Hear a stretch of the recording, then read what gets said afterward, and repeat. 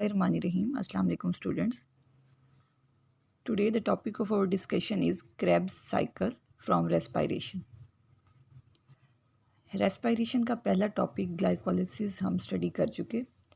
Glycolysis में हमने पढ़ा था कि एक ग्लूकोज मॉलिक्यूल जो है वो एक सीरीज़ ऑफ रिएक्शंस से गुजरने के बाद कन्वर्ट हो जाता है into 2 molecules of pyruvic acid. ठीक है, पायरोविक एसिड को पायरोवेट भी कहते हैं।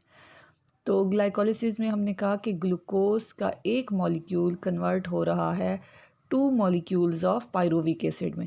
ग्लूकोज 6 कार्बन कंपाउंड है और पायरोविक एसिड जो है वो 3 कार्बन कंपाउंड है। तो 3 कार्बन के 2 हमारे पास मॉलिक्यूल आ जाते हैं पायरोविक एसिड के। तो ये जो पायरोविक एसिड या पायरोवेट है ये फिर एंटर होता है आगे क्रेब्स साइकिल में। ठीक है, फर्स्ट इसकी कन्वर्जन होती है इनटू एसिटाइल कोएंजाइम ए और फिर वो एसिटाइल कोएंजाइम ए जो है वो क्रेब्स साइकिल में एंटर हो जाता है। तो क्रेब्स साइकिल एक सीरीज़ ऑफ रिएक्शंस हैं, एक साइक्लिक जो है वो रिएक्शंस की सीरीज़ है जिसमें पायरोवेट जो है वो ऑक्सीडाइज होता है और कार्बन डाइऑक्साइड प्रोड्यूस होती है। तो ये जो नाम है इसका क्रेब्स साइकिल, ये साइंटिस्ट के नाम की बेस पे, जिसका नाम हैंस क्रेब्स था, 1930s में उसने इसको डिस्कवर किया इस साइकिल को। तो उसके नाम की बेस पे इसको क्रेब्स साइकिल कहा जाता है, या इसके अलावा इसको ट्राई कार्बोक्सिलिक एसिड साइकिल भी कहा जाता है, सिट्रिक एसिड साइकिल भी इसको कहा जाता है, क्योंकि इसमें जो फर्स्ट स्टेबल प्रोडक्ट बनता है वो सिट्रिक एसिड है।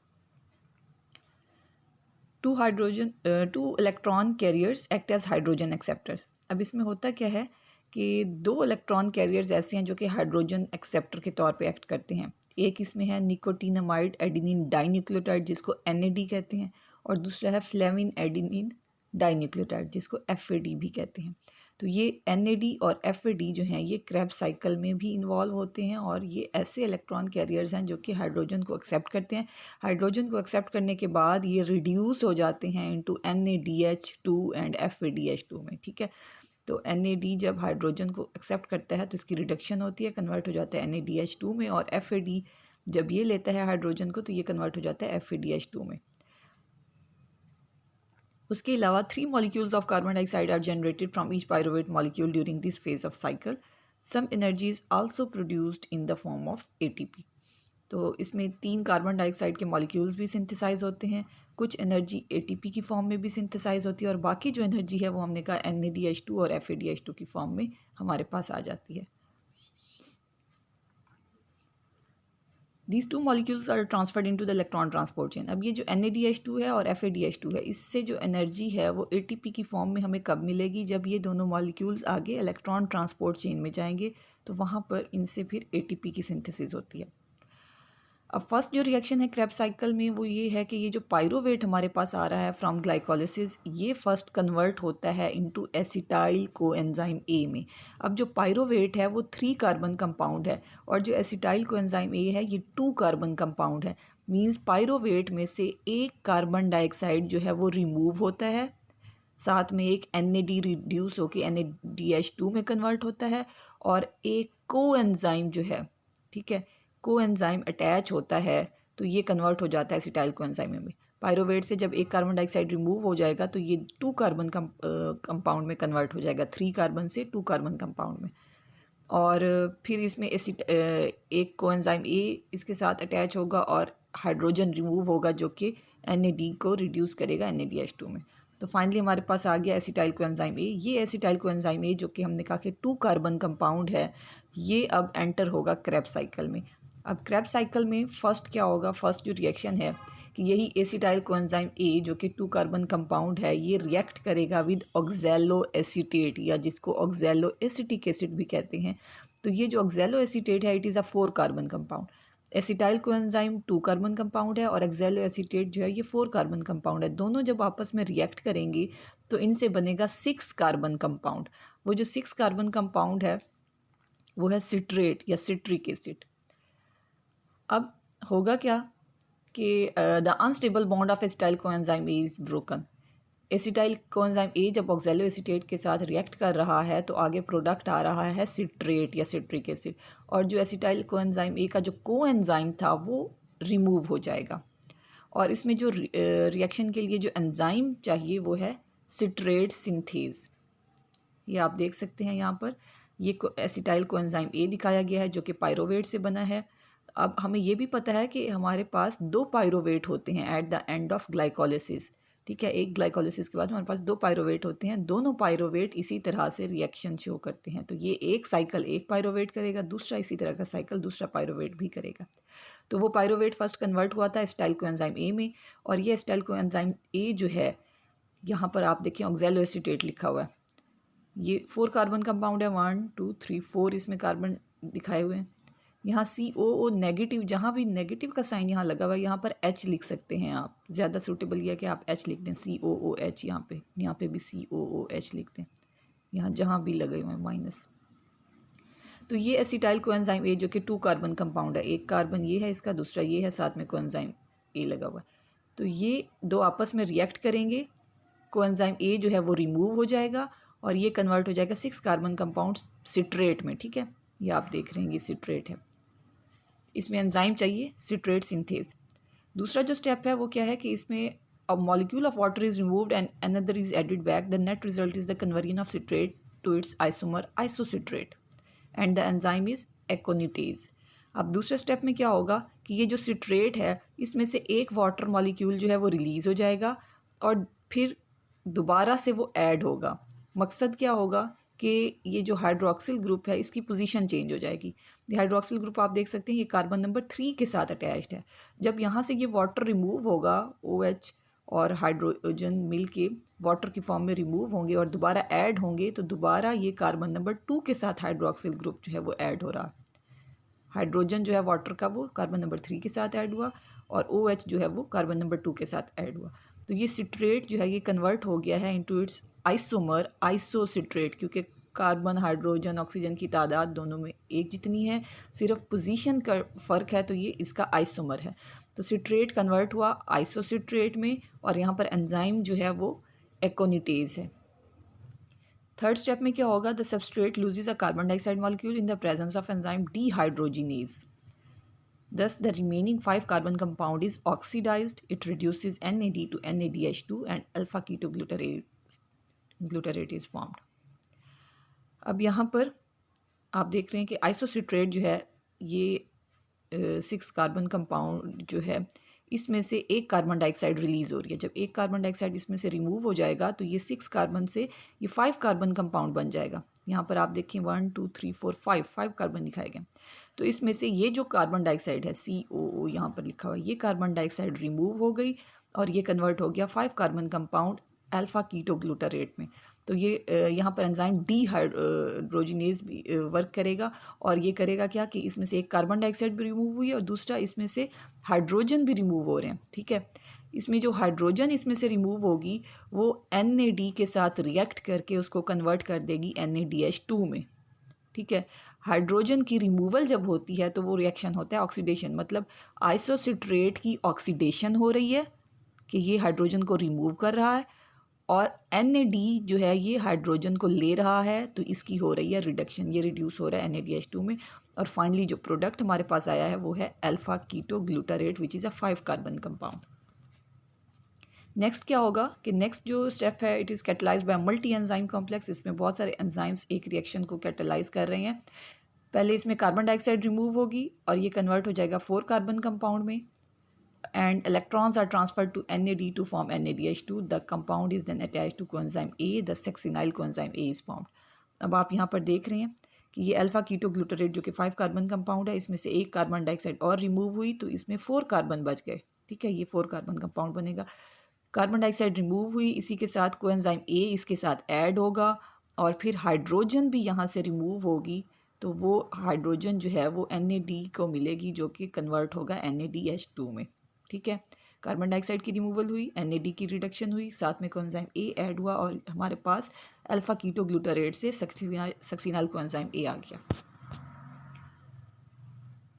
अब नेक्स्ट जो स्टेप है वहाँ पर होनी है substrate level phosphorylation, means direct synthesis of ATP या GTP जब होती है तो वो सबस्ट्रेट लेवल फॉस्फोरिलेशन कहलाती है। तो इसमें सक्सिनाइल कोएंजाइम A का जो कोएंजाइम A है इट इज़ रिप्लेस्ड, वो रिमूव हो जाएगा। कौन रिमूव करेगा उसे? फॉस्फेट ग्रुप रिमूव करेगा और सक्सिनाइल कोएंजाइम ए से वो बन जाएगा सक्सिनेट या सक्सिनिक एसिड में। The phosphate group is then transfer to GDP. फिर वो फॉस्फेट ग्रुप जो है वो जीडीपी के साथ मिलके जीटीपी बना लेगा, मींस ग्वानोसिन डाइफॉस्फेट को कन्वर्ट कर देगा ग्वानोसिन ट्राइफॉस्फेट में जब उसमें वो ऐड होगा। अब ये जो जीटीपी है it is similar to ATP. जैसे एटीपी हम कहते हैं कि it is the packet of energy, तो जीटीपी भी एनर्जी का सोर्स है। यहाँ पे हम देख रहे हैं कि ये सक्सिनाइल कोएंजाइम ए है।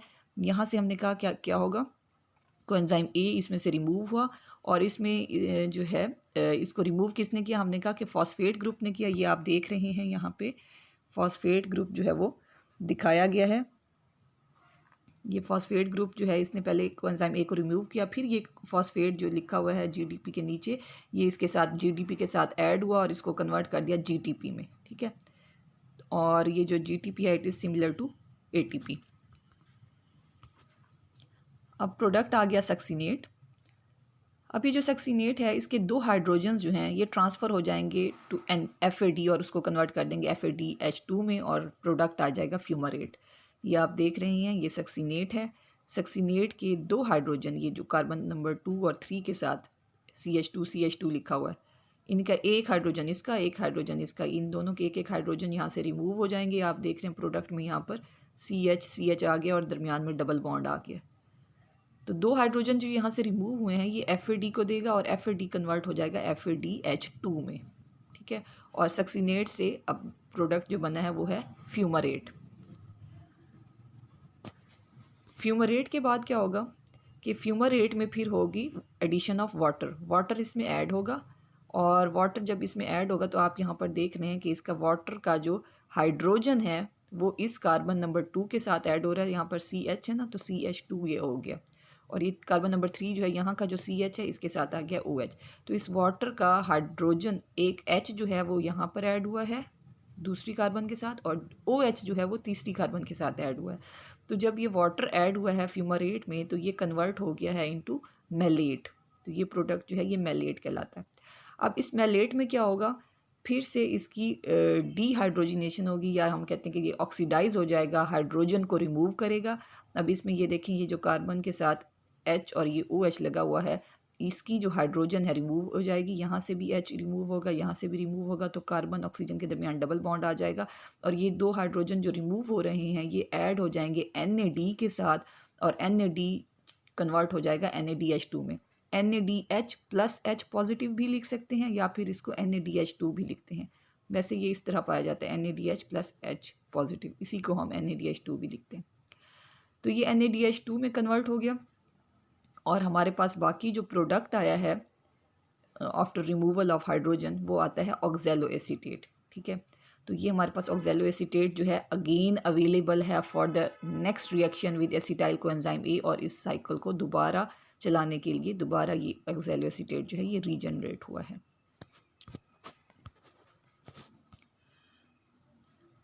अब हम इसमें देखेंगे कि हमारे पास प्रोडक्ट्स क्या आते हैं।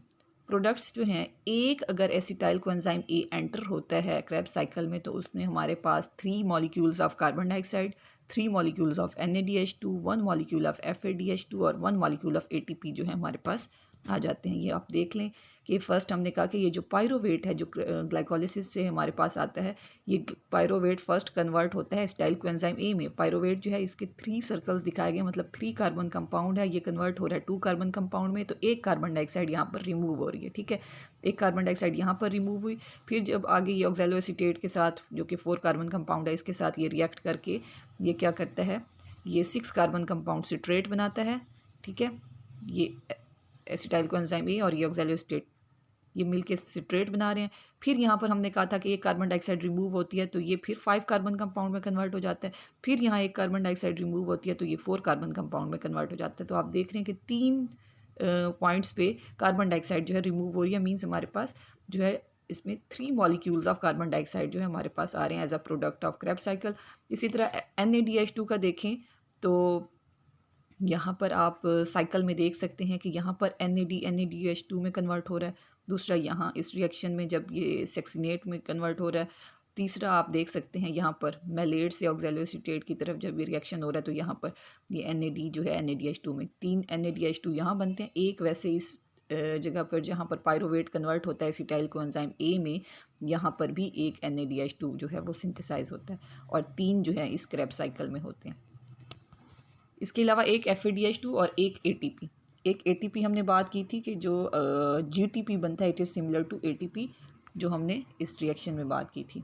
यहाँ पर ये जो GTP है ये फिर आगे फॉस्फेट से ATP भी बना लेता है। और जो हमने कहा कि FADH2, जैसे आप यहाँ पर देख रहे हैं कि यहाँ पर जब फ्यूमेरेट की सिंथेसिस होती है तो FAD जो है ये as a hydrogen acceptor use होता है और ये FAD जो कन्वर्ट हो रहा है FADH2 में।